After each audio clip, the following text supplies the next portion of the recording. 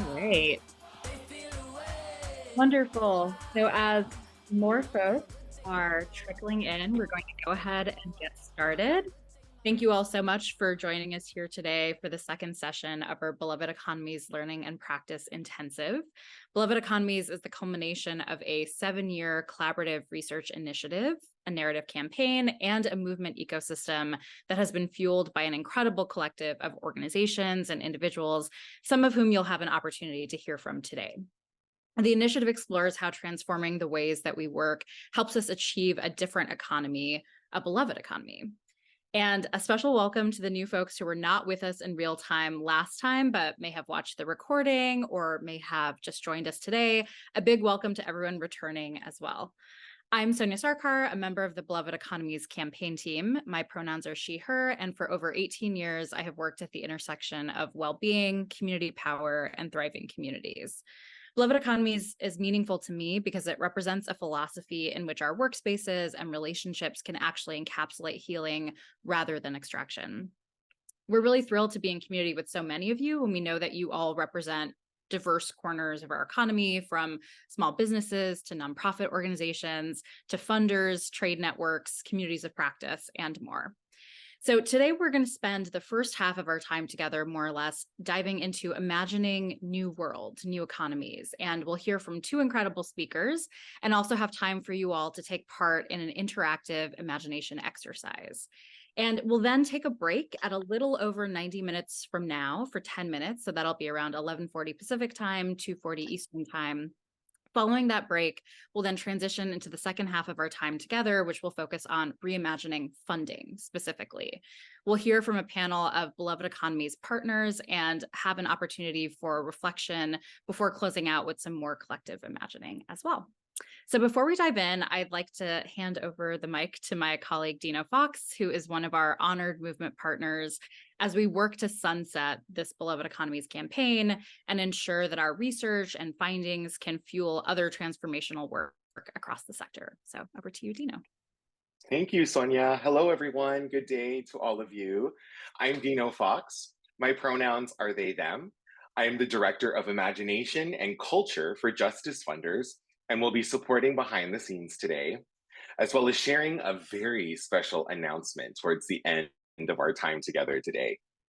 In the spirit of practice, once again, we ask for your graciousness if we have any tech challenges today, as we've done our best to learn from our last time together. The Beloved Economies Project originally began on the unceded territory of the Ohlone people, and today our facilitation team is calling in from the land of the Piscataway, Umanos, Lipanapache, and Tonkawa people. Join us in acknowledging the original communities of the land that you're on, their elders, past and present, and future generations. You can find out who the original peoples of the land you are on are by clicking on the link in our chat.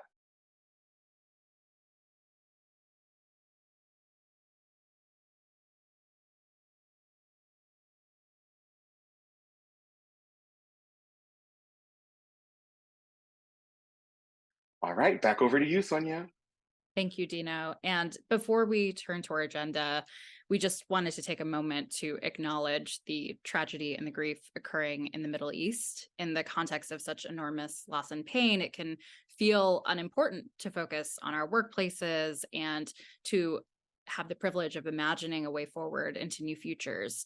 However, we also believe deeply in the role of imagined futures in liberation movements across time and place, and in challenging ourselves to embody the safe, free futures that we want to see for everyone. So, to quote an open letter to humanity that was published this week, we know that none of us are free until all of us are free.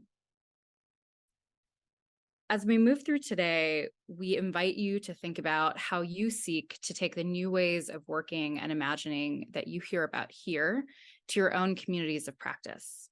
As we were hopping on today, we asked you to think about this question. If you imagine waking up and stepping into work that feels part of an economy that truly cares for everyone, what comes to your heart and mind? What do you actually have that workplace look like? How does it feel? What would you need to take steps towards that? So we're going to give everyone a few minutes to reflect on that. You'll see the prompt in the chat. Thank you, Zoe. And as you reflect, if there's one element that comes most strongly to mind for you, maybe it's a visual that you see or a sound or a feeling that you have as you're imagining through what this workplace looks like, please feel free to share in the chat what comes to mind for you.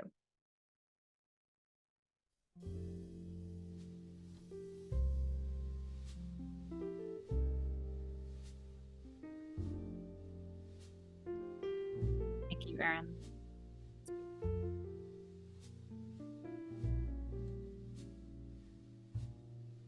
Understanding, ebbing through creative rest, feeling like a hug.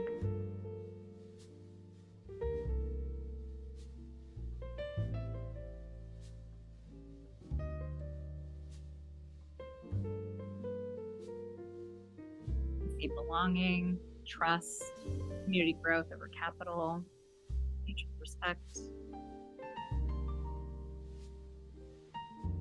peace, decolonialist mindset, warmth. Thank you, ladies. Being able to bring your full self.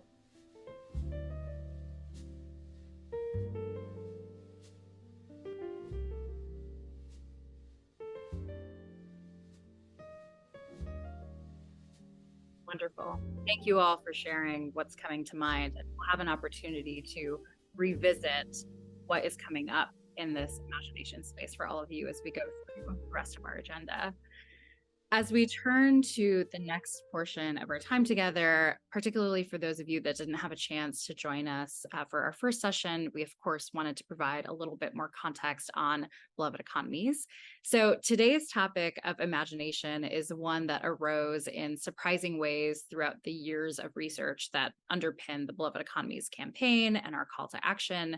Last time in session one, we heard from Jess Remington and Joanna Saya about the findings of the Beloved Economies research on the ripple effect that is created when groups of us reimagine and repair how we work and become successful examples of what else is possible beyond business as usual. But how do we begin reimagining? And why does it often feel so hard for so many of us to be able to envision possibilities beyond business as usual? So I'm going to once again welcome Jess and Joanna to share some insights from the research on our topic for today's intensive session, which is economic imagination. Jess and Joanna are the co-authors of the 2022 book, Beloved Economies, Transforming How We Work, which was a winner of 2 book awards in its first year, including the 2022 Porchlight Business Book of the Year in Management and Workplace Culture. The book is informed by the results of a 7-year collaborative research initiative that Jess and Joanna launched in 2015 as visiting scholars at Stanford University. The findings that emerged from this research revealed a powerful lever of change for transforming our economy towards one that truly works for all. In 2020, Jess and Joanna launched a nonprofit campaign, the Beloved Economies Campaign, to deepen the research and strategically share calls to action related to the findings. A time-bound initiative that has involved over 30 collaborators, the Beloved Economies Campaign is culminating this fall. Our campaign team is honored to be collaborating in this final year with 12 national organizations, some of whom you'll hear from today, at the forefront of advancing economic transformation towards futures of shared power and well-being. And this intensive is an important part of the campaign's culmination and supernova, which is how we're describing our intent for the campaign to seed and reinforce an array of workplace transformation efforts moving forward. The name of the book and campaign, Beloved Economies, is a frame gifted to this effort by Dr. Virgil A. Wood, a pastor, educator, and an advocate for economic justice and transformation for more than 7 decades. Dr. Wood was a collaborator on the research, and we will have the honor of hearing from him in an upcoming session as well. So with that, I'd like to welcome Jess and Joanna. Thank you so much, Sonia, and hello, everyone. We're so excited to be back with you today. So last time we shared about how the Beloved Economies research illuminated a powerful link between a particular way of work and a particular form of success. The way of work is one rooted in sharing power. And the form of success it links to is what we term breakout innovation. During our time together in session 1, we focused on unpacking the 7 practices that are at the heart of this way of work. We got to hear from and practice with multiple members of the Beloved Economies co-learning community. This co-learning community has been at the center of the Beloved Economies research and has shaped the findings. Composed of 60 people from a wide array of enterprises, what these co-learning community members have in common is that their groups are generating breakout innovation and forms of success that boldly prioritize well-being, meaning, connection, and resilience, and still managing to be quite successful in business as usual terms too. They are what we call breakout actors and how they're successfully breaking out of business as usual through work embodying the 7 practices. You can learn more about the research in our book, and you can also get a sense of the co-learning community at a link that we'll share in chat.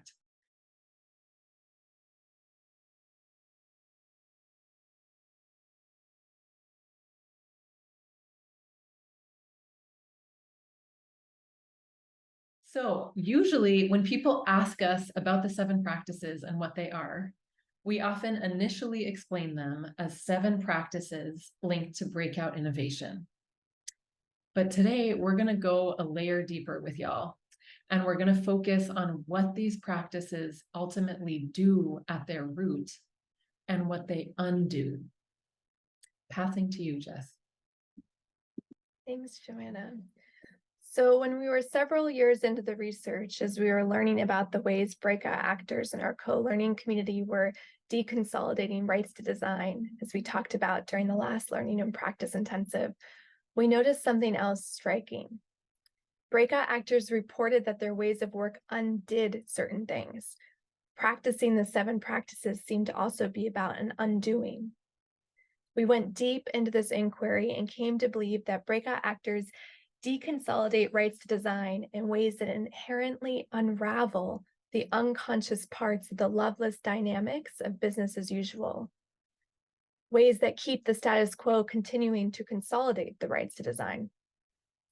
During the first learning and practice intensive, we talked about how in the loveless economy, we have come to accept that work, specifically business as usual work, is one in which many organizations, companies, and systems function with just a small group of people making the most pivotal decisions on how things run or are designed.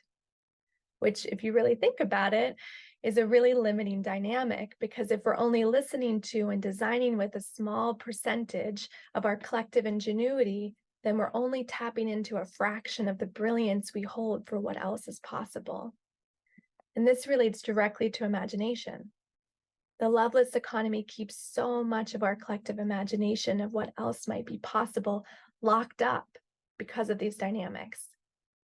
We observed with the co-learning community that the 7 practices unleash imagination as they unravel parts of the loveless economy. These things, deconsolidating rights to design and unleashing imagination, go hand in hand. What we observed in the research is that companies, organizations, and groups that became attuned to the undoing generated wildly imaginative outcomes. It turns out that transforming how we work can help us overcome what we came to recognize as an imagination deficit. The loveless economy tells us that any alternatives to the current status quo of business as usual are not possible. We're fed narratives that can make many of us feel that when it comes to the economy, nothing else is worth trying. There's a near religious fervor that exists, particularly in the United States, in the belief that the current loveless economy is fundamentally immovable and that everything else possible has already been tried. This fervor has left our collective imagination significantly atrophied from underuse. Not only do many of us struggle to believe that alternative ways of work might be possible, but it's also hard for us sometimes to even imagine what those other ways could be. And yet the reality is that not only can other ways of work and other economies exist, they already do, which is a part of what we explore in the book. This topic of imagination was brought up with so much frequency by co-learners in our conversations.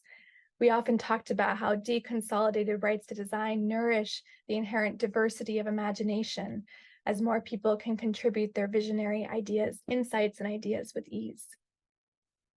So we came to understand that to break out actors, imagination is something with real teeth. It's a powerful tool. They speak to the point that poet Lucille Clifton sums up. We cannot create what we can't imagine. The act of breaking out of business as usual requires vision and, in many cases, creative invention. And when groups boldly imagine what else is possible with work, what we came to call economic imagination, they can affect the bedrock constructs upon which business as usual is continually recreated. This need for economic imagination really stood out to us, and we decided with our whole team as a campaign to be imaginative in our response, as Joanna will share more about. So inspired by this, the Beloved Economies campaign launched the speculative fiction podcast, The Light Ahead, which some of y'all know, a podcast co-created by over 120 people, screenwriters, creatives, and social justice activists. The Light Ahead is going to come up a couple times in our session together today. And rather than us describe it to you here, we're going to play you part of the trailer.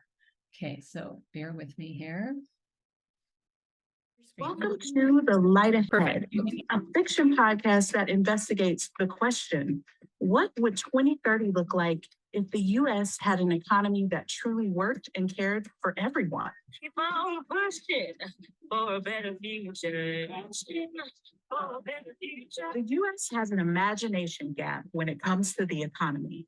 We generally think that we have to choose oneism or another, like capitalism or socialism. But the reality is, our options are as diverse as those who can dream them, because we continually create the economy every single day with our actions and choices. The Light Ahead is designed to help us all practice expanding our economic imaginations, to take us out of the what is and help us dream what could be. A production of Avalon Story and Beloved Economies. Each episode was co-created by a Hollywood screenwriter and a changemaker at the cutting edge of transforming our economy. I'm Makia, and I'll be your guide as we venture into future timelines filled with possibility. During each episode, I invite you to dream with me, to dream about alternate realities in the not too distant future.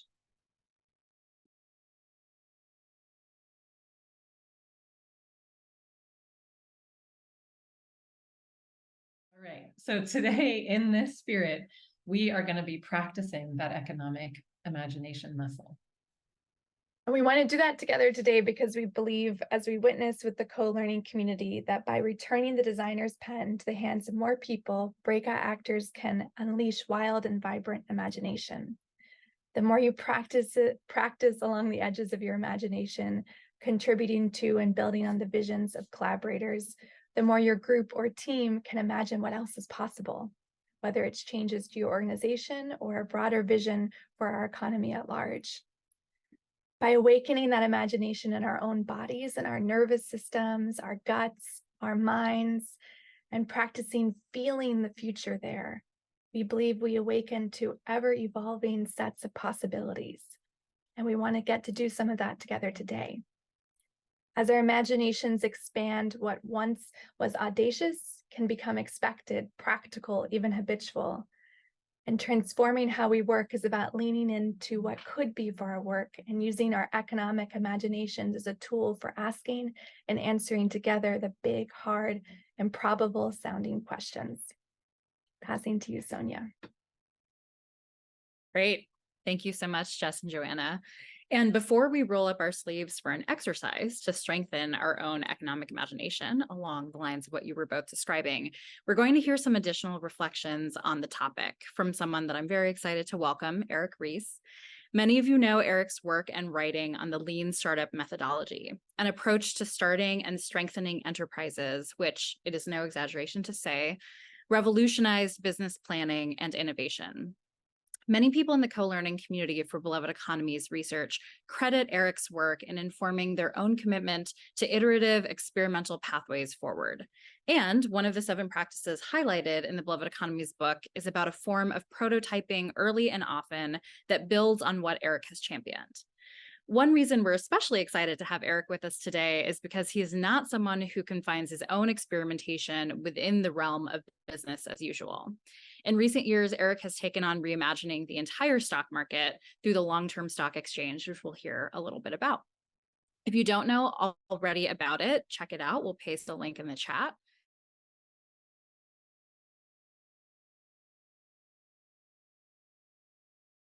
And our whole campaign team is honored by the beautiful endorsement that Eric wrote for the Beloved Economies book.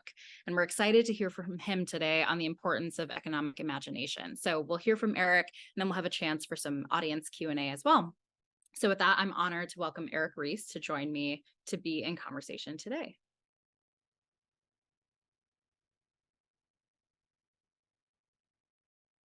Wonderful. Am I here? All right. Yes, you're here. Hello, Welcome, thank you Eric. for that kind introduction. That was very nice.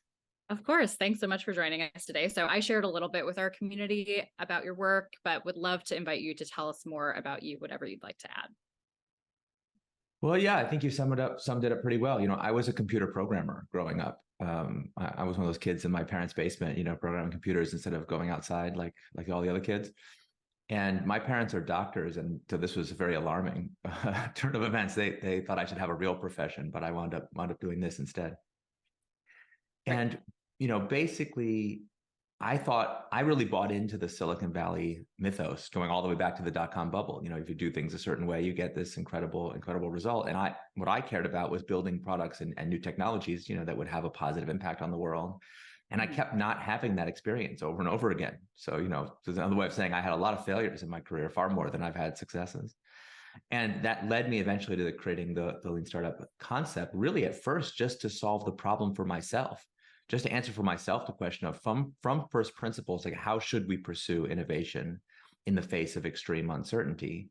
And why is it that the management conventional wisdom is terrible? It was just really not well suited to this problem. And that's kind of been my MO, now over the course of 20 years of my career, is trying to ask ourselves these fundamental questions, which is of course why I resonated so much with Beloved Economy. So thank you for the work that all of you are doing. Lately, as much as people want to call me, and I talk to entrepreneurs, pretty much every day at different stages, as much as people want to talk to me about Lean Startup and iteration and experimentation and how to build a big successful company by conventional metrics, more and more people want to talk to me about governance, about how do I make sure that as my company scales, it winds up being a force for good in the world and not a malign, bureaucratic, rent-seeking disaster. Not to name any names from our current wave of innovation, but not all these companies have turned out to live up to the idealism that so many of us invested in them. So that is ultimately my work with LTSC and beyond, is trying to answer this question: how do we build trustworthy organizations that break? I love the framing of break out of the status quo thinking, which is ultimately value destroying. So even judged on its own terms, in terms of making money, it's not actually very good. And just to pick up on that theme about the long-term stock exchange, I think, that's definitively an example of some seriously bold economic imagination, right? This idea that we can even reinvent or rethink something like that, literally the stock market. I'd love to hear more about how you came to that big vision. You talked a little bit about coming out of the world of Lean Startup, but what were some of the initial steps that you've taken to bring something like this from imagination into reality? I thought at the beginning, and I still think, that it's actually very simple. It's a very simple concept, from first principle. I didn't know what I was getting into when I conceived this. So take your mind all the way back to 2010. I was writing the Lean Startup, and I was touring around the world, giving speeches about it, testing out the ideas, learning how to convince people that it was a good idea. And every once in a while, someone would ask me a question that says, hey, hotshot, you're saying we should try to build the next Toyota by studying the ideas from lean manufacturing and whatnot. And doesn't everybody know that what makes Toyota possible is they have a philosophy of long-term thinking, which if you look in the research, that's like a critical precondition to doing lean manufacturing. And I'm like, But then they say, well, you're also telling us to build venture-backed companies and take them public. And doesn't everybody know that the public markets are the shortest term form of capitalism ever invented? So how are these two things compatible? And I tried every kind of hand-wavy answer in the expert's playbook to avoid answering this question, because honestly, I had no idea if that was true or not. I didn't even know if the premises of the question were true, let alone, but it wouldn't leave me alone. I could not find a satisfactory answer. And I started asking everybody I knew, hey, do you know the answer to this question? I figured somebody knows that for the reason why, like Toyota has this weird old style Japanese, Keiretsu style governance system, and we don't do that anymore. They've been kind of grandfathered into the modern economy, but we don't build crazy companies like that. We build companies that are Delaware C Corps with shareholder primacy, right? We do this very specific thing. Every company I've talked to has the exact same incorporation, exact same structure, same bylaws, same everything. So I was like, well, there must be a good reason. I started asking people, could you help me understand? It seems like this is very short term. Why is it like this? And honestly, nobody had any idea. I never found anybody to defend the way that it's done, except that it's just the way that it's done. And I was like, this is nuts, because this, as I learned more about it, it becomes very obvious. And because of Lean Startup, I got asked to consult to tons of public companies and huge institutions of massive size. And many of the early adopters of Lean Startup built startups that themselves are now public companies. I have all these friends who are public company CEOs now. They're big time. But this whole system, I mean, it's really obvious when you get under the hood, destroys value. It's a mess. So I couldn't figure out why you would want to do that. Like, and you ask people, ask any middle manager in any public company, why is the company doing these value destroying things that you yourself are aware of? They all say the same thing. That's what Wall Street wants. Can't do anything about it. It never made sense to me. So wait, you're telling me your own investors want you to lose money? I don't buy it, right? That doesn't make sense to me. So I started asking investors. I was like, can I talk to your investors about it? Can I go meet? So I started meeting public market investors, and everybody, if you look at the public markets, everyone agrees the problem is catastrophically bad, but it's somebody else's fault, or there's nothing you can do about it. It's basically the two answers you get. And you go around and around these circles, everyone says they're the one making it short term. They're the one making it short term. And so I was like, okay. If the current setup pressures companies to be short term, and we know from the research that being long-term creates more value. And there are some long-term investors in the world. Therefore, like, this equation is really actually very simple. Couldn't we all make more money if the long-term oriented companies came together with the long-term oriented investors for common purpose and just built our own separate ecosystem based on those principles? Wouldn't that make more money? And I was like, oh, that sounds good. So I'm literally writing the Lean Startup. If you go back, you read the epilogue of the Lean Startup, which, to be fair, not many people make it all the way to the last chapter. It's okay. But if you have a copy, you can go back and you can check out the last chapter. I throw this idea out there. Somebody should really do this. And at the time, all I was doing was thinking, again, from first principles, what's an institution that has the power to regulate the behavior of managers and investors at the same time? Am I not crazy? But is that not what a stock exchange is? And I wrote that in the book. I didn't know the first thing about creating a stock exchange at that time. This is more than 10 years ago now. And then for years afterwards, it's an idea that wouldn't leave me alone, because it just seemed like a really good idea to me. And so the commitment I made to myself, and this is so important for people who are thinking about these big, audacious, crazy ideas. If you ask people, should I do this? They don't just say no. They look at you. It's as if you said, do you think I should go create a new moon? And it's like, okay, doesn't make, like, people get the look on their face. It's like, A, that doesn't make sense because we already have one, so we don't need another one. And also, that's not a human scale ambition, right? The moon is a celestial phenomenon, and who are you but some mere mortal, right? So, like, people cannot even conceive of this possibility. So instead of committing yourself to do the thing that seems impossible, you have to find an intermediate thing that you can commit yourself to. So the first commitment I made to myself was I will learn enough about the stock markets to understand why everybody says this is a bad idea. I figured there must be some reason why this can't work. And I would meet some grand poobah one day who would finally reveal to me the reason why it can't work. And then the idea will leave me alone. I'll go back, I'll live my normal life, be perfectly happy, and I'll never have to think about it again because it's a bad idea. And that was super clarifying, because I did in fact meet many, many poobahs, and they all told me why it can't work. And none of their answers made any sense at all. The reasoning was, kindergarten level. It was really poor. And I eventually came to realize that what people mean by it can't work is that I personally am making so much money from the status quo, I really would prefer if you leave it alone. And so that gave me that first impulse to say, okay, wait a minute, if that's true, then maybe there's a huge opportunity here, and we should go try to find out how you would go about doing it, which, took me more than a decade to do. Yeah, I want to build on that last point. I think you're speaking to particularly something I think folks in our audience today will be very curious about for individuals, for teams who are interested in reimagining those sort of celestial sized problems, or, anything between human sized and that. And particularly when it comes to ideas of economy, particularly when it comes to ideas of how we work, you mentioned some advice, what's an intermediate step? How do we start with the Yeah, research? yeah. What other advice would you share? Well, sticking on the theme of things being too big. So look, the reason to do it, all the things we're talking about here, they actually make more money. So the reason why business and economics is a particular kind of activism, personally, I think it's actually like a form of healing the world. It's like very different than how a lot of people pursue business. So, but the reason why it has this special power is because we set up these economic feedback loops that provide energy toward, like, they put power behind transformation. And I don't want to say that that's the only way it can happen, but it has a very different set of skills and a very different set of parameters than something more like, straight political activism. So of course, these things all work hand in hand, but this is like I think we as a community can feel a sense of pride that we do a special and unique kind of change making in the world, not to be ashamed of it or say that it's, not as good. But in order for that to happen, we have to develop our own conceptual vocabulary for what are we doing and why. So, for example, obviously we want time maybe to get into all these things right now, but like, we have to really be clear that what it means to make a profit is to maximize the amount of human flourishing in the world. Like, the maximization effort of this new style of working, like, is still, we want to carry that over from the old way. That's actually really good. We want to be efficient with resources. We want to build in positive margin ways. We want to engage in positive sum economic transactions. And that's like a hardcore business activity and skill. But if we make money through exploitative or extractive strategies, that's not making profit.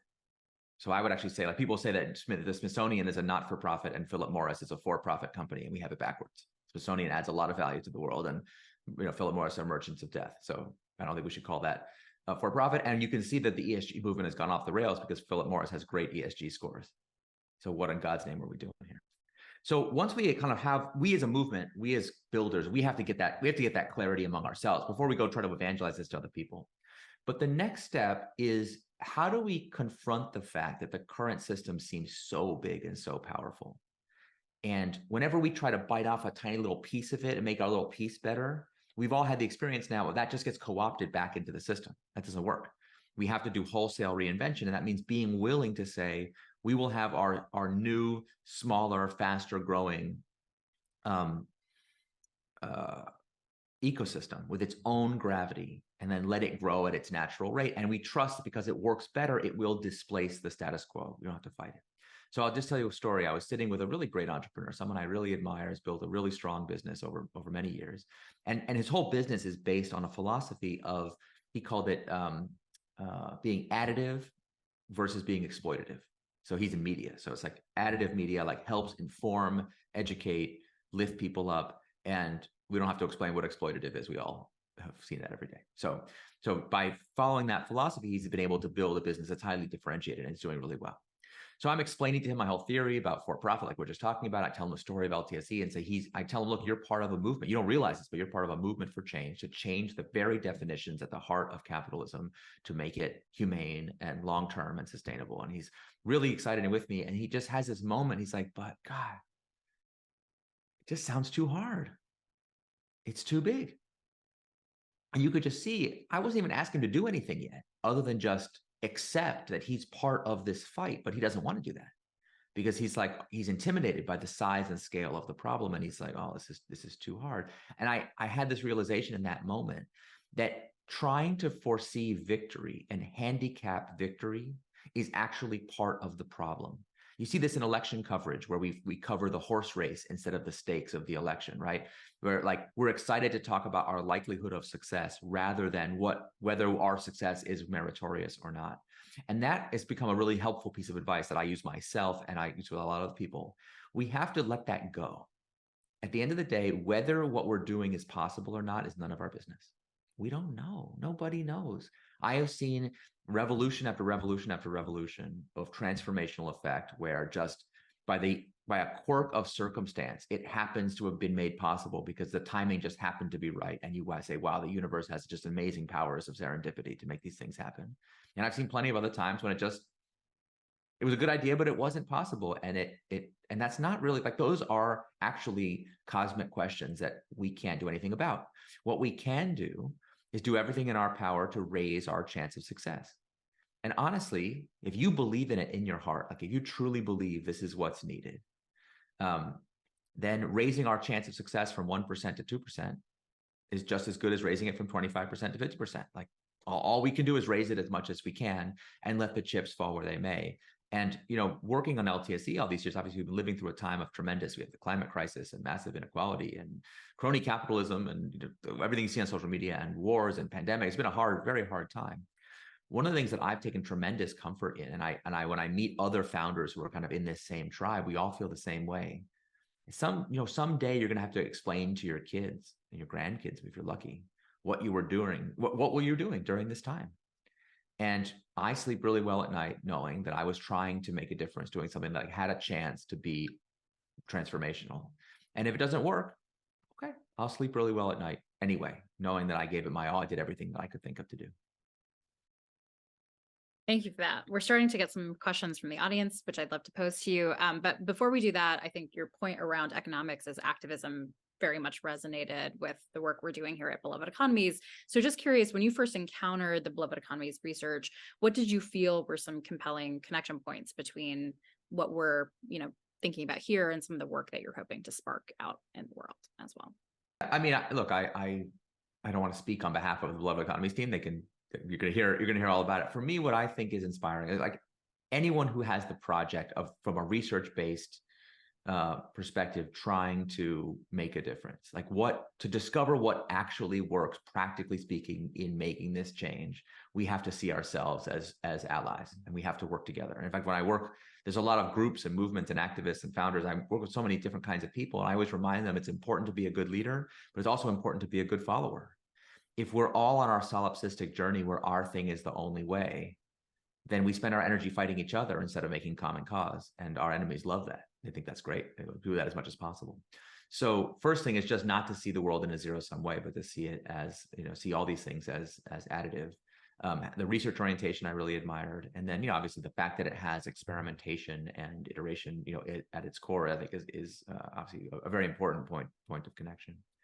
The other thing I'll add, and then just, I don't want to speak for your group, so you can agree or disagree, but one of the things that I've noticed among people who have this way of thinking is we tend to have a more organic perspective about what is being done. And so to me, the revelation that struck me really profoundly one day was that these organizations that we build are alive. They are living superorganisms, and they're as alive as you or I. When we work in them, we are but their organs or cells, depending on how you like the metaphor, right? Like we are a part of them, but none of us control them. We do not own them. So like shareholder primacy is wrong in so many ways, but one of which is just a metaphysical error about what's going on here. When we're, as founders of an organization, we birth them. We are their parents. We are engaged in a caregiving relationship with them, not an ownership relationship. And when we buy and sell shares in them, or we get promoted to positions of authority, we have a stewardship, caretaking relationship, not a power relationship over them. And people think that's kind of woo-woo, but I figured here, it's okay. People will be all right with it. And people say, well, what does that matter? What does the metaphysics of it matter? But it has a tremendous practical import, starting with one of the fundamental problems, which is that no individual person, no human being alive today can ever make a promise on behalf of a superorganism, because you can die and it will live on. So if you want your organization to be a trustworthy counterparty, the promises that it makes have to be structurally embedded into its DNA and bones and sinews. It has to be part of its living purpose. And so that to me is like the source of so much greenwashing and distrust, and just like all these problems come from the fact that we want, when you have a health insurance company you have a relationship with, or you just eat food produced by a corporation, you want to believe that they won't poison and kill you. When you get on an airplane, you fly in a metal can, thousands of feet above the air. You trust that it will, you know, it's not going to explode in midair. Like, we live in this very precarious, highly anxiety-producing relationship with these corporate products.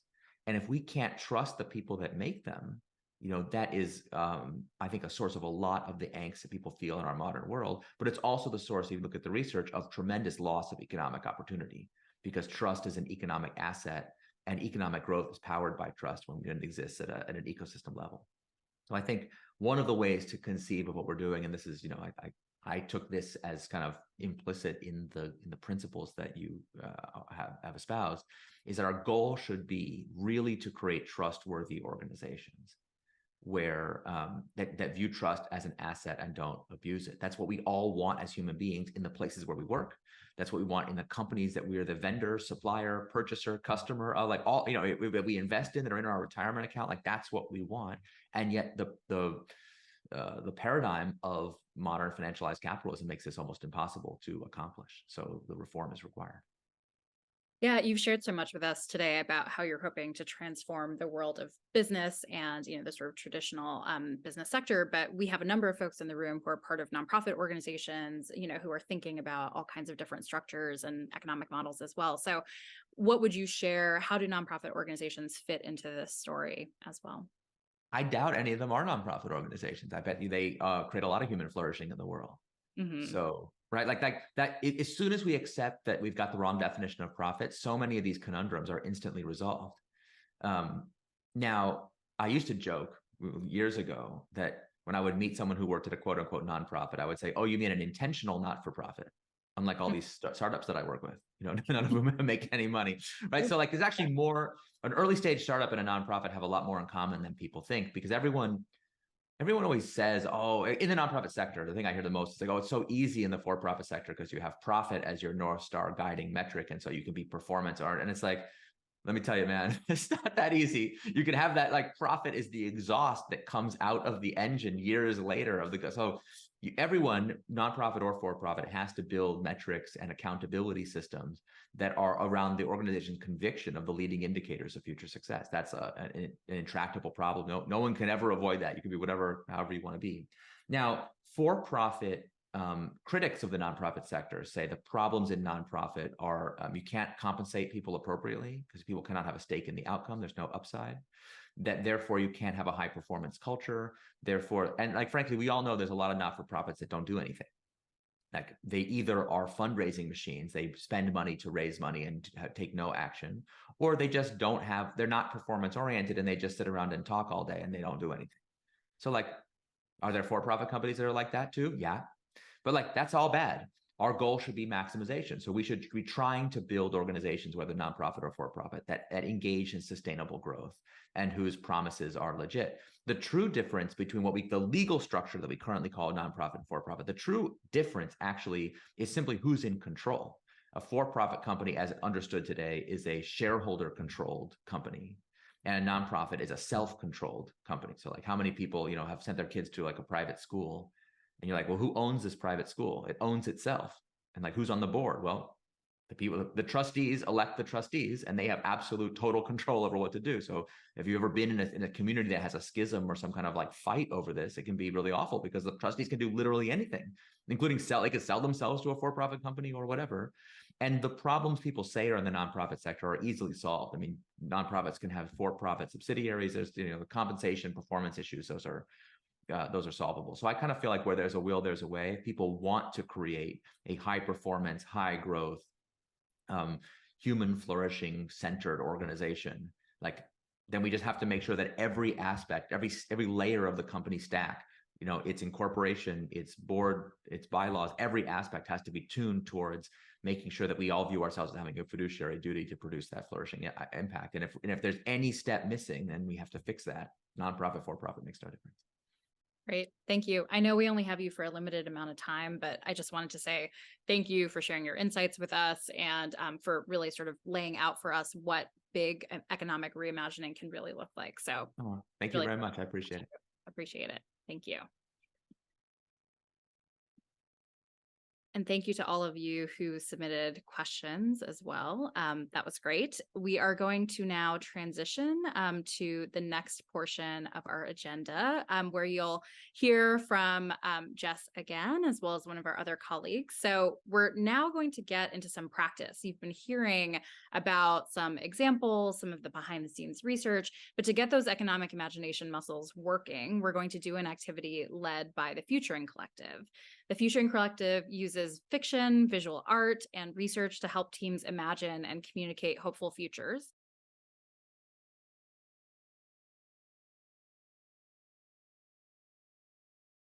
And as the Beloved Economies research shows, businesses and organizations that invest time in the act of imagining positive futures find that their work becomes more innovative, their teams feel greater purpose, their work tends to push the envelope of the status quo as it relates to expanding this economic imagination.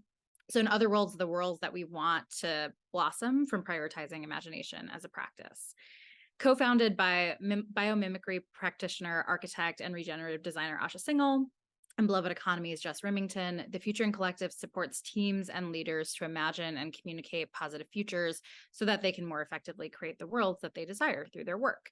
And an exciting element of what Future Collective's work will include moving forward is production of additional seasons of the Light Ahead podcast, which you heard a brief snippet from season 1 earlier in our time together. As the Beloved Economies campaign comes to a close this year, we're transitioning learnings from the campaign and assets to amazing partner organizations. And you'll have the opportunity to hear from a number of them in our final session of this intensive next month. So we're really thrilled that Futuring Collective will be carrying forward the light ahead and taking it to new heights. And I'll hand it over to Asha and Jess to lead us in exercising our imaginations today. Thank you, Sonia. Hello and welcome, everyone. I'm Asha Singhal, and we're so excited and grateful to share the space with you today. Thank you so much for being here with us. And now Jess will get us started by sharing more about what we will be doing during our time together. So today we're going to use speculative fiction as a tool to expand our economic imaginations together. We learned in Beloved Economies, through the Beloved Economies research, from teams that ask themselves questions like this. If we continued on the path we are on today, what kind of future are we likely to be a part of creating? That's a really different question than traditional ways of engaging with the future in our organizations and businesses, what some might call forecasting. Traditional forecasting asks, what might happen in the future that we're already on the path of, and how might we adapt to meet that or benefit from it? Instead of that question, we saw that teams who expanded their economic imagination were asking, what kind of future do we actually want?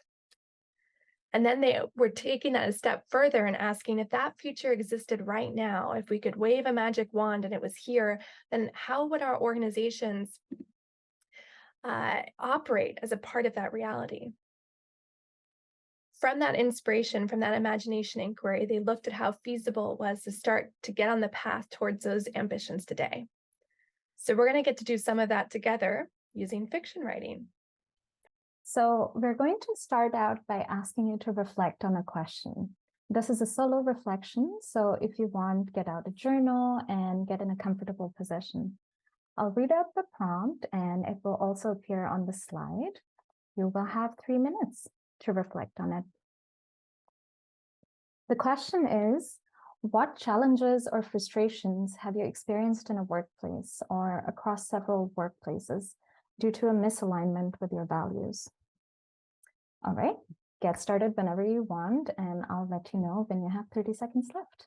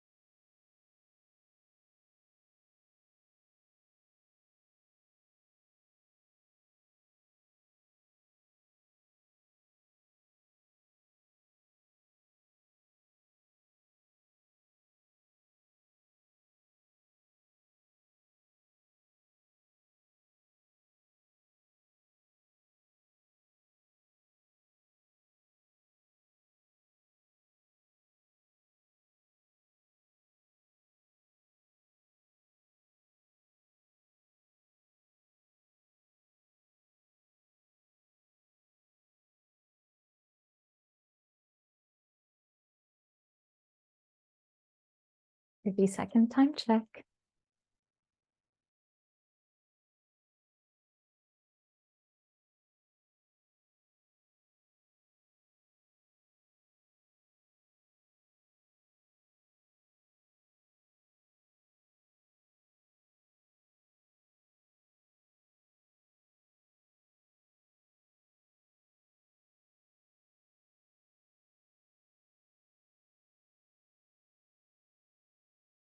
All right. Thank you, everyone, for that. We want to take a moment to acknowledge that some hard past memories or experiences may have come up in these last few minutes. Thank you for revisiting those for this reflection. And we'll take a moment together to breathe right now and to acknowledge and hold space for the way workplaces have sometimes harmed and hurt so many of us. So together, let's take a deep breath in. Feel into this moment exactly as it is right now. And then a deep exhale as you settle into your seat. Thank you. So now we're going to switch gears because next we're actually going to time travel together. So you heard that correct. Jess is going to start us off on our travels. What year are we jumping to, Jess? 2065, a protopia 2065. Ooh, exciting. Are all systems ready? Almost. A few things to cover first. Travel passengers. First, this is important. We're not traveling to a 2065 of our dystopian nightmares. Instead, we're thankfully traveling to a protopian 2065. Asha, do you want to let our passengers know what a protopia is? Absolutely. So, protopia is a term coined by futurist Kevin Kelly, and it is defined as the opposite of dystopia. In dystopia, people are stuck in some kind of a recurring pattern of suffering. However, a protopian society is where people are free from such gridlocks and can actively work to improve life. Whereas a utopia is a perfect world that arises after a major revolution of any type. So protopia is a much, much better world that progresses one day at a time with occasional backslides, taking many years. Protopia 2065 is a year in a world in which the frustrations and challenges you just reflected on are no longer the norm for workplaces. We're going to explore what the workplace is like in 2065. I'll now pass to Jess to show us how to get there. So we're going to use speculative fiction as our time traveling tool. I'm going to read a writing prompt, and then you'll have 5 minutes to write either on your computer or on a paper. So if you want to take a second to get a document open or get pen and paper ready. And after this activity, you will be asked to share your writing by reading it out loud to a small breakout room. So you don't want to write anything that you aren't comfortable sharing. No secrets you don't want shared with at least 2 other people. I'll read the prompt now, and it will also appear on the slide as you write. And then I'll share a few other tips before we get started. So the prompt is, imagine and write about a workplace in 2065 where the challenges and frustrations you reflected on have been fully resolved. How does the workplace function in this protopian 2065? Write from the perspective of your evening journal entry after you gave an orientation to a new team member during the day, detailing how your workplace functioned. What were the things you shared with the new team member? What were you proud of sharing about? Why? What are you grateful about in terms of how work has changed over the past 30 years and more? So before we get started, here's some tips we wanted to share. There are no bad or wrong ideas. The quality of writing doesn't matter. Don't stress about it. Just write from your heart, from your mind, from your soul as it comes to you. Write for the fun of it. You can be bold in your positivity about what's possible for the future. We're flooded with so much dystopian imagery on TV and movies and reading. This is about imagining what if things worked out. So you don't have to hold your dreams back in this writing. And if you're thinking about the year 2065 right now and are finding yourself having an imagination deficit because you're suddenly thinking about your own mortality, We want to fix that. A lot has changed in the medical industry, let's say in 2065, and every person in this room is alive and healthy and doing great in their old age, if that applies to you in 2065, independent of the age you are now. All right, so you'll have 5 minutes to respond to this prompt, and we'll let you know when you have 30 seconds left. Get to writing. Thanks, everyone.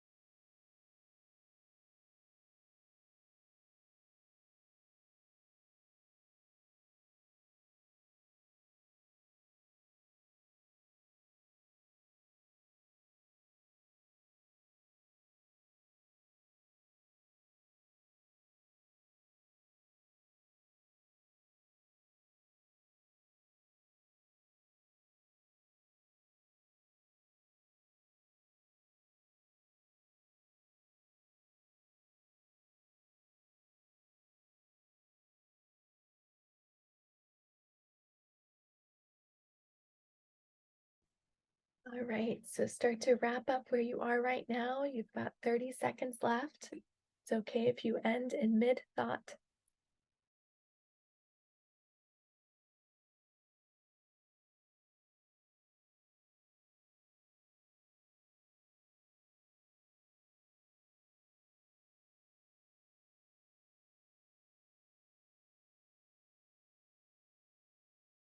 Okay, time to come back to the room. Welcome back, everyone. We're now going to send you into breakout rooms of 3 people each. So in those breakout rooms, we ask that everyone reads their piece out loud.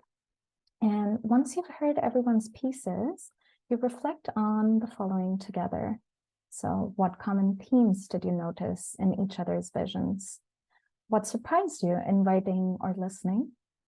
In what ways could some of these changes happen today in your current work environment? So we'll also paste these reflection questions in the chat box and broadcast them to you once you're in the breakout rooms. We'll come back to the main room in about 12 minutes.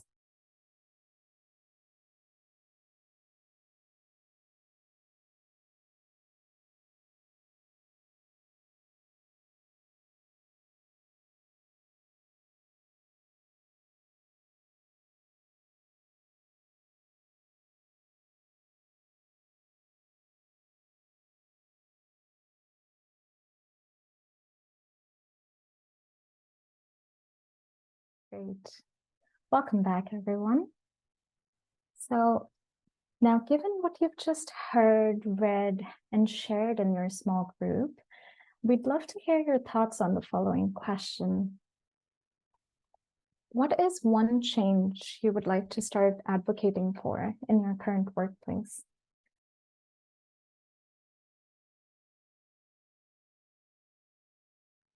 All right, everyone. Please continue to share your comments. We don't want to hold you back from a break, though, so we're going to transition to close this part of today. Thank you so much for sharing so fully with us and jumping right in. This activity was designed to spur your economic imagination by stretching your thinking on how your work might change to reflect the values you want to prioritize and the economies that you want to bring to life.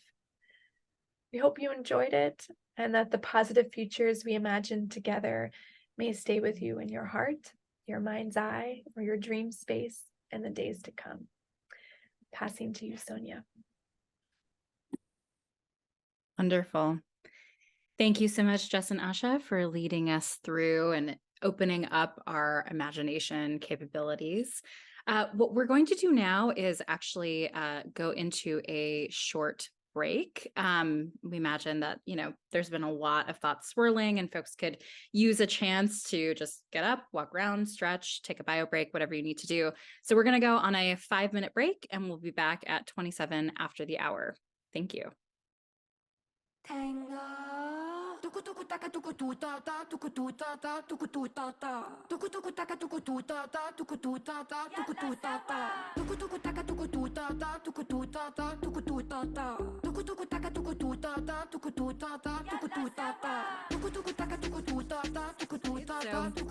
with our imaginations awakened, hopefully our bodies a little bit awakened, I can't imagine another speaker in the world to pull us further into the world of imagining beloved ways of being. And so I'm really thrilled to introduce Adrienne Marie Brown to join us.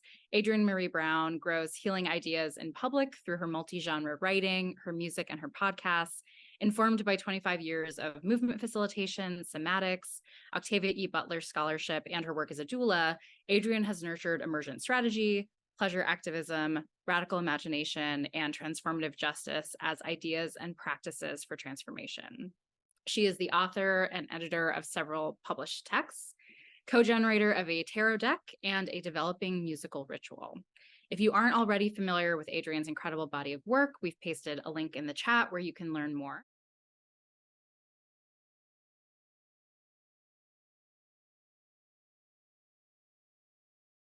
So many people in our co-learning community describe themselves as students of Adrienne Marie Brown. Her work was an inspiration to Jess and Joanna in writing Beloved Economies, and our whole team is really deeply honored by Adrienne's support for our work and the opportunity to have her join us today. As someone who so powerfully illuminates the vital role of imagination in enabling the futures that our communities need, we are so happy to welcome Adrienne to share closing remarks for this first part of our time together today. So, Adrienne, welcome. Hi. Okay, can you see me? Can you hear me? We gonna be all right? Okay, beautiful. Hi, everybody. Sending you so much love. And I'm so grateful that you are all together, that we get to be together in this moment. I am in a hotel room it's the micro kind of hotel, and everything has been a little special today. So I'm really I'm like, oh, it worked out. We pulled off a miracle that I'm here right now. I'm going to say a few things to you and then take a little time if we can just be together and if there's other things you want to hear from me. The main thing I want to start out with is this idea of imagination and why it feels so important to me when it comes to how we understand the future of economy, how we understand ourselves as the shapers of a future economy that works better than what we have currently. And one of the things I have to remind myself every single day is that the world that we're living in and the problems that we're up against, the world that we're living in was imagined by people who were really, really comfortable with extreme oppression, extreme injustice, and extreme imbalance of access to resources. So every day when I'm like, why, why is it like this? Why is it so hard? Why does it feel like there's so many that are struggling so much? It's because that was built into the imagination of the system. We weren't even imagined, most of us, as humans who should be considered in whether an economy was considered functional or not. In fact, we were the cogs inside that system to make it functional. So when we're trying to think beyond our current economic system, part of why I'm always like, reform is not enough. Like, it's not like, oh, we just need to shift this and then it's going to work. If you have built an economy that requires a level of slavery or indentured servitude or something, or mass taking of people's resources or mass displacement of people in order to work, you can't make a small adjustment and then it works. If you have built an economy and what you've imagined is an economy where people are actually never satisfied so that they're constantly spending more so that they're constantly growing it, you can't just make a slight shift. So that means when we are doing our imagination of what a beloved economy could look like, we actually have to be really bodacious with that imagination. We have to imagine, oh, it's going to be something that actually everyone could touch into or everyone could access. It's going to be something that people can choose. It's going to be something that people can practice. And when I imagine it, I think that economy becomes this foundational building block that allows for all these other dreams of what we want the future to look like to actually come to pass. So when I think about, oh, I want everyone to have the pleasure of work that I have, right? I mostly get to, sorry, I drank bubbly water before I came on here. No, I didn't know it was bubbly. Anyway, I mostly get to spend my time creating. I get to spend a ton of my time thinking, dreaming, making songs, making musicals, making books, making idea bridges between people. And I really get a ton of pleasure from what is considered my work.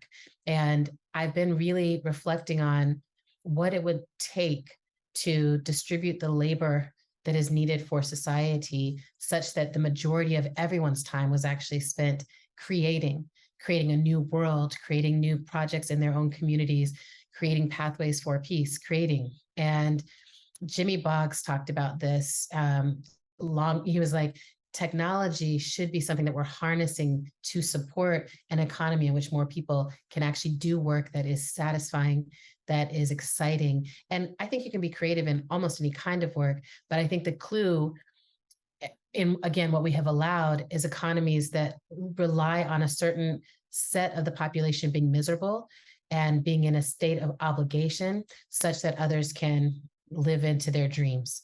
And I don't want to feel guilty for living into my dreams. I want to be a part of an economy where the way we all get to think about our work is as a space of possibility and co-creation.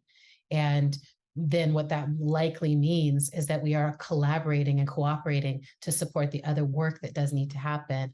I would love to think of different terminologies for these things, right?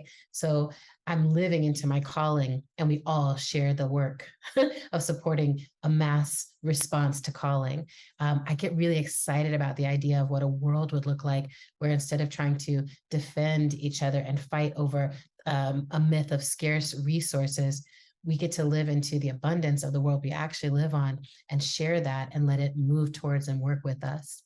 I think that then each of us has to think of ourselves as a fractal within that. And I'm pretty sure that y'all have actually been working with the metaphor, the understanding of fractals inside of the Learning and Practice Intensive. If anyone's like, wait, reminding me of the fractal again, it's just the way that our universe is structured so that many patterns repeat themselves at the smallest scale all the way up to the largest scale. And we see it in nature, we see it in the structures and shapes of, I often think of how blood moves through our systems, and looking at a river and looking at the deltas and looking at how wind moves through our lungs and looking at how trees are structured. There's just so many ways that we can see we are fractals of a living world. And that means that we are the fractals through which the next world will emerge. It's the only way it will emerge. And so then I get really excited because I'm like, my personal economy actually matters inside of my collective economy, right? Right now, I've been in this process of what am I boycotting? What am I buying? What am I investing in? Like, how much does my resource matter? Are there real viable ways for me to use my resources in the existing economy to articulate my desires? And the true answer is not nearly enough. So even if I do everything that is currently available to me, it's still very difficult for me to use my resources to be a fractal for justice. That's one of the ways I know that I want to create a different world. So what I've been practicing is, and I learned this, I was a war tax resistor for 13 years. The IRS caught up with me. It was a blast. We had a time. But what I learned was trying to do these strategies just as an individual fractal body. It's not enough. I have to be a fractal in relationship to other fractals. Just like a blood cell in the body has to be a blood cell among other blood cells that are all working together to shift the health of that body, to redistribute the resources of that body. So I love this idea that the change that we need to create cannot be made alone. Also, it's because it's so big, right? So I think that there's this idea of we're trying to change everything, but it's like small steps that actually get us there. And one of the things I often reflect on to help me balance that is the horizon is always massive, right? Harriet Tubman was looking at the North Star in a sky of stars, and that was how she found direction. Direction is that big vision, right? We paint a big vision so that we can say, okay, we're looking in the same direction and we can head in that same direction. The horizon is going to change. The closer we get to it, the more we will see and the more will become available to us. You can't follow the North Star all day. It goes away. You have to set that direction and move and trust in the night and check in with where you've been. That's what vision is for. That's why we have these big visions. But we're always in the bodies that we're in. We're always in the communities that we're in. And we have to trust that the step we can take is enough, right? The steps we can take in a day are enough to get us, and that they're how we learn to become worthy of what's on the horizon. I think that a huge part of what we're doing right now, I hope a huge part of it is to have compassion for ourselves, that we're trying to repair immense harm while still surviving ongoing harm, while dreaming of a world beyond harm. And that work of care and repair is actually it's constant, it's ongoing, and it's massive, and it's doable. We know because our ancestors have done their part, we will do our part, and it won't end with us. Right? We're dreaming of something that is ongoing, and we're trying to live into the now. I like that duality. I like the problems that it opens up for me. I think that that's a good place for me to pause and check in with you all and just see what kind of questions you might have, what kind of problems you might have, like problematize it with me. Let's play. I have really been trying to sit in the idea of like, I have a sense of where we need to go. I don't have the answer of where we're going to go or how we're going to get there, but I have a sense that it is together and it is humble and it is experimental and it is a massive change that we need. So yeah, there we are. Thank you for this, Adrienne. And I know, as we're seeing in the chat, that it's resonating with me in my body, just hearing your words and hearing the relief that they bring. I know folks are offering up some questions, some reflections Great. that they have. But as they're doing that, one of the questions that I would have for you is, you mentioned, this work of being able to imagine big and the small steps along the way while also existing in this Mhm. ecosystem of harm that we're trying to break out of. And I was just curious, particularly for our audience today, any advice as they're trying to think about where they could pull inspiration from? What are some of the places that you pull inspiration from? What are some of the practices that you rely on in order to get to those spaces of imagination? Yeah. I am a total fangirl of mutual aid. Like I really have in my own practice of mutual aid and in watching how communities have embraced that strategy, which for me, I think of those, my sister has been starting this line of thinking that's all about fugitive practices. Like, what are our fugitive practices? And I think of that as one of these fugitive practices where we are like caring for each other, even though we're inside of a structure that's designed not to allow us to care for each other. And I've seen that happen in real time. I've also started to practice it in how I think about my future resources. So I've gone through several friend losses that were unexpected with people who were really young and people who had resources but had not made any plan for what was going to happen with them. People who had life insurance policies but hadn't ever thought about where that was going to go. I'm like, if we don't think of what we have as being worth anything, we forget to distribute it as if it's something really valuable. So even that small practice for me, I've gone in and been like, here's all the people in my life who have kids and who don't have the support that they need. If anything happens to me, this is where I want all my resources to go, my legacy of earnings. But then that actually crystallized and clarified for me, then I need to be investing in them now, right? It really made me, I was like, why would I wait till I'm gone? They need my support now. How do I start to look at my budget as a single auntie? We make the joke of like rich auntie supreme, right? But I'm like, yes, how do I go ahead and transform my relationship with these people so that they're not just saying, I'm in a crisis, I need your help. I'm like, oh, how do I actually make it a stable offer of resources? How do we normalize it between us? And it's not easy. It's actually really complex to try to build that, but it's because I'm trying to change relationships that I've always been told had to be transactional. So I'm like, get into the personal practices of mutual aid. Dean Spade wrote a beautiful book about it. I think people can turn to that. And then in the world, I often look to groups like the Zapatistas. I look at Oaxaca. I look at places where people are like, inside of everything else that's going on, we have found a way to break off and have a different sovereign experience. And I'm really interested in that. I know a lot of people in the South right now who are doing that amongst Black and Brown and Indigenous communities who are being like, okay, within the shell of this old, dying capitalist colonial empire project, we are building these enclaves of loving, caring community. And those are going to be the North Stars for the folks who come after us. Because I think that's the other thing is there's a certain level of collapse right now that is inevitable. The more ready we are by having practiced sharing resources and being in right relationship around them, the more ready we will be to catch all of our people when that collapse drops them through the system and say, you're not going to fall through my hands. We're going to figure this out together. I love that.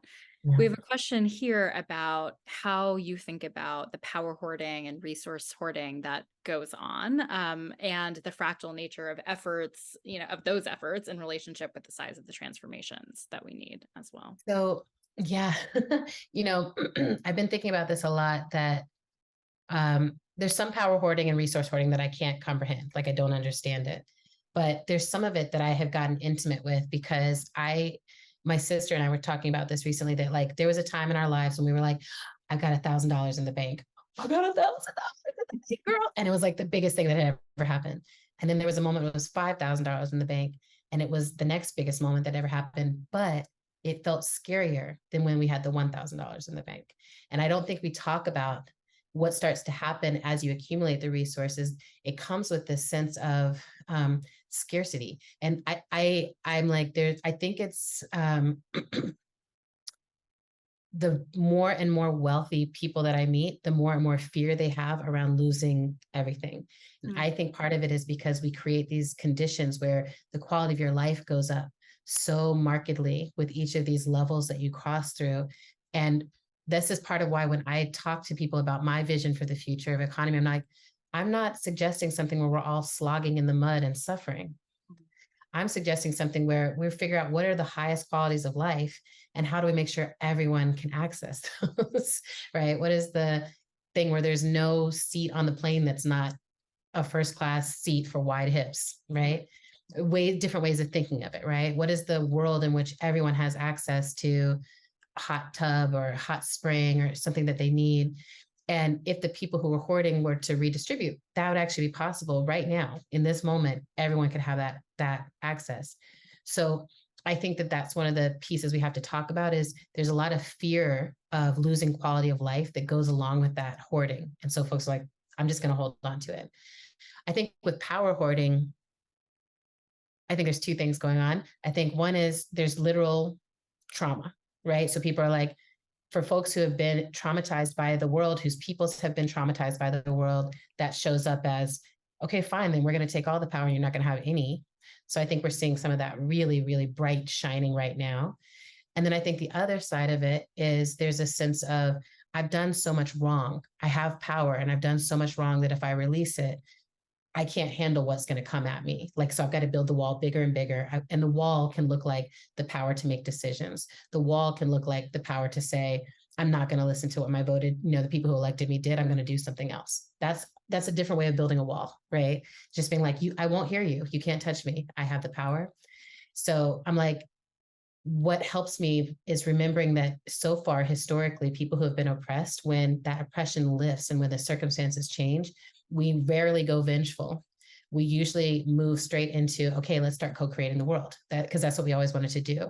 And that helps me in these conversations with people who are so terrified of vengeance. I'm like, the vengeance that you're scared of is the one that your people practice and not the ones that the people that you're oppressing tend to practice. No, that doesn't mean everyone's innocent, and it doesn't mean that there won't be conflict to address.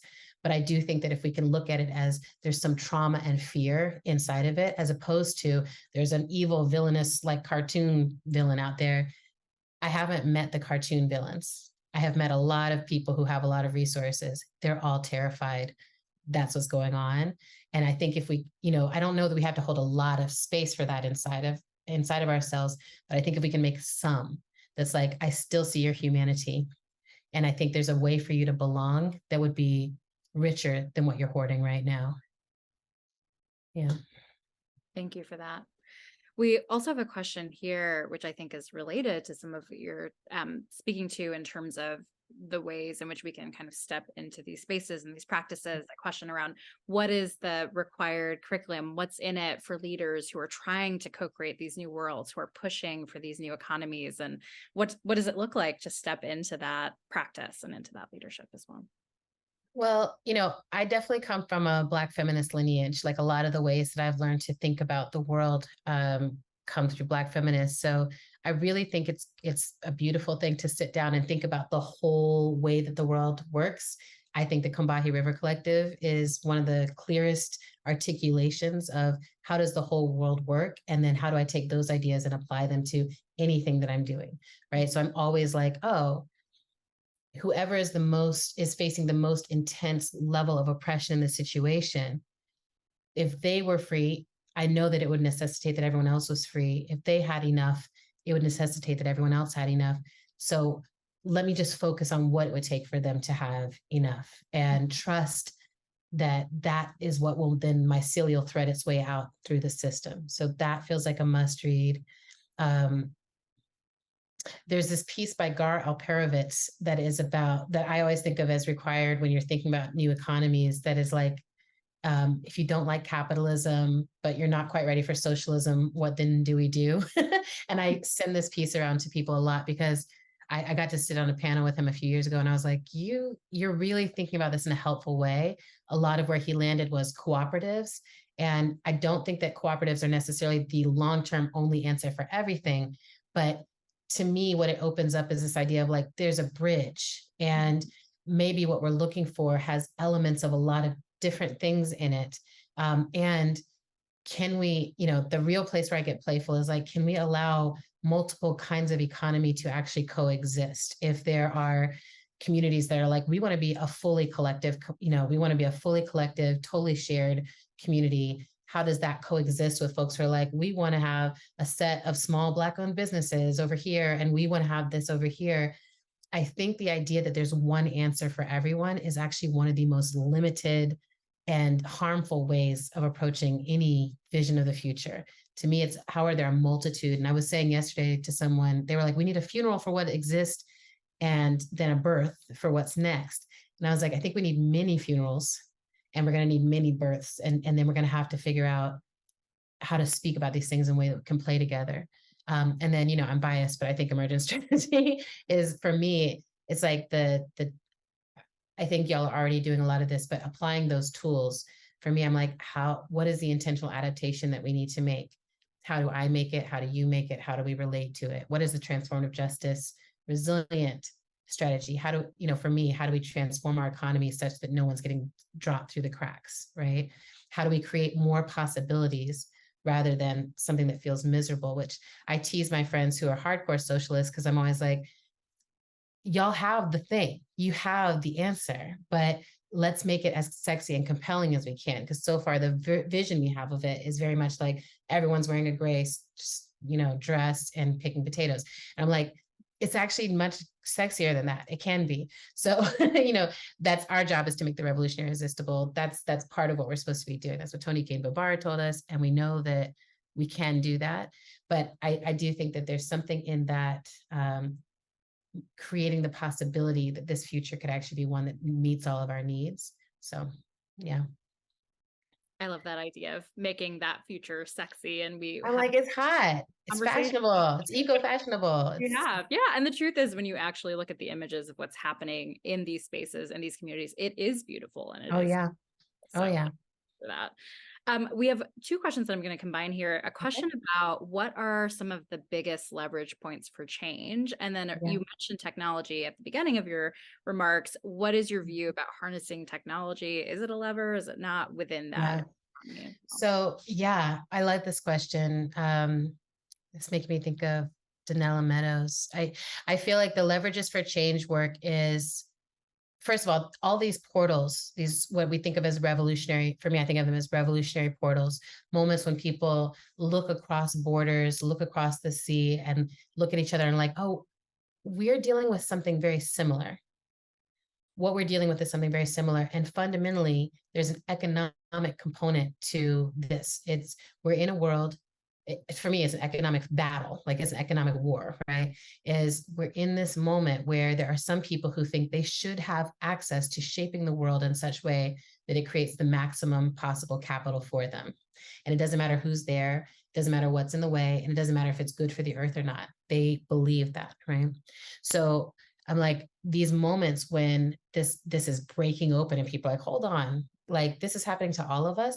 I have been so moved in this moment for folks to be saying, we need to talk about Palestine, and folks are like, and the Congo, and the Sudan, and Myanmar, and like this pattern is happening. And if you look across all of them, everyone is complex in their own way, but the common thread is that all of these people are on land, which is the most valuable resource on earth.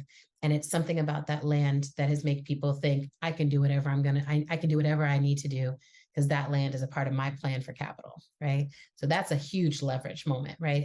If we can get people to talk about it as what we are talking about is access to resources, and people are resources and land is resources. Everything else is made up, right? So reminding people of that. And then I think technology, you know, I keep thinking that we are blessed with the brilliance of being able to come up with technology, and we are cursed because we always pour it down the same old ruts. So it's like we have these massive evolutions of technology, and we're using it to kill as many people as possible instead of, or to gaslight as many people as possible during an election season, or to surveil as many people as possible, instead of being able to use technology. You know, I'm like, can we figure out how technology can pick up the trash? Can we figure out how technology can help us compost better? Can we figure out how technology can help us take better care of our land? And I think the thing that will shape this next period of human history is if we can figure out a way that technology can be compatible with the earth. We have not figured that out so far. technology requires extraction from the earth, and then the use of it almost always creates more harm back to the earth. I think if we can't figure that out, we are going to end up in a situation where there is no technology, right? And I think that'll be okay. People lived like that for a really long time, and it seemed to look pretty awesome. Great culture. It was dope, right? So we know we can do that. I think the question we have to be in is, can we find a way for technology to be organic, right? Can we find ways for it to be in right relationship? The thing that gives me hope there, Misha Cardenas is one of the thinkers that I love to follow and uplift. She just put out a book called Atoms Never Touch. That is incredible love story, but she's also just a brilliant thinker in general. And she always reminds me, everything is nature. Like if you have a computer, every part of it came up from the earth, like, or was created by materials that come from the earth.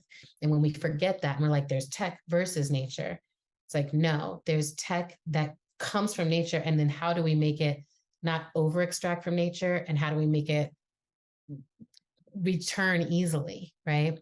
So I'm like, when technology becomes obsolete, we should be able to compost it, right? To me, that would be a sign of like tech moving in the right direction. It's like, oh, my computer's done and I can safely go bury it in my garden and it will somehow serve, this sounds wild, but everything does until we get it, right? I'm also thinking about the technology, I've got arthritis. So for me, the technology I most want is for someone to figure out an organic thing that they can inject into my knees, like mushrooms or fungus or something that will nanites, I don't know what it is, something that's going to self-generate so that my knees have cartilage again, right? I'm like, there's so many beautiful ways that I can imagine technology serving us, but that fundamental underlying worldview has to be that the big North Star we're moving to is one where we actually all get to be in an abundant life on Earth, right?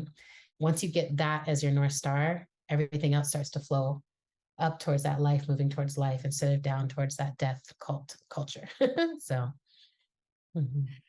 Yeah, I really appreciate that. And I think particularly in light of imagining these environments that are healing themselves, healing us, and it's all sort of interacting together. One of the questions that we're exploring here is particularly when we think about spaces that we're in, communities that we're in, and workplaces that we're in. Yeah. What does it look like what have you seen work in terms of bringing this kind of like creative visioning, imagining, like sort of looking beyond where we're at now into the small interactions, which are often, big in and of themselves, in how people work together and how teams come together as well? There's two things that come to mind really sharply.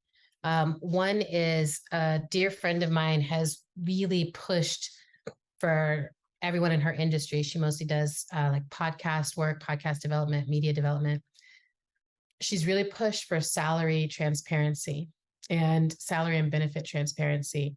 And that has started shifting the whole culture of how her workplace works, but then it's starting to ripple out into how the work is held as an economic project, is that everyone was getting different deals and everyone was getting different salaries. They had very little to do with time in or with experience. Nothing, right? But once you open that door of conversation and start just saying, here's what I'm making, what are you making?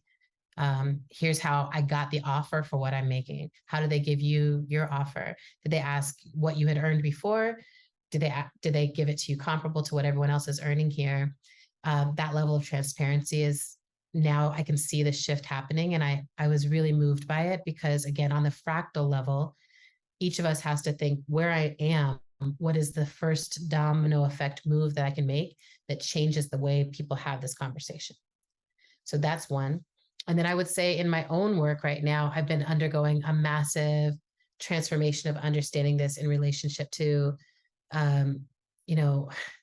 for a lot of people like myself, and I think this is true for anyone who has ever been an executive director of a nonprofit or the founder of anything, is the mechanism becomes you are the rock star, you've got to go off and earn money, and everything is going to be how many people can you then attach to you to earn money off of your earning power. And it makes it very difficult to actually do collaboration. It makes it very difficult to actually be innovative or creative.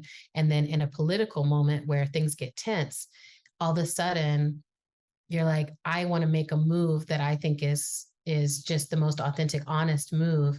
And I don't want to endanger all the people whose salary relies on my voice.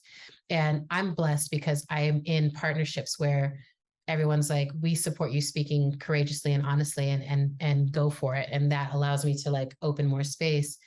But I think that we have to really counteract that model. And so it's part of what my team and I are working on is, what does it actually look like to be collaborative in how we think about these things, even if one person is the face of the work, but they're never working alone.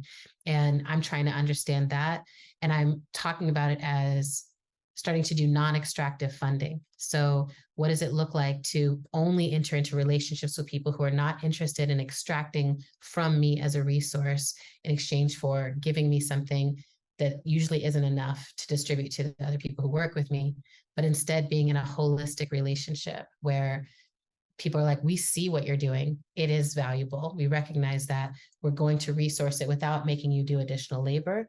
And then we're going to make sure you're getting what you need in order to support a group of people, because we know it's collective work that is actually showing up through your voice and through whatever products you put into the world, right?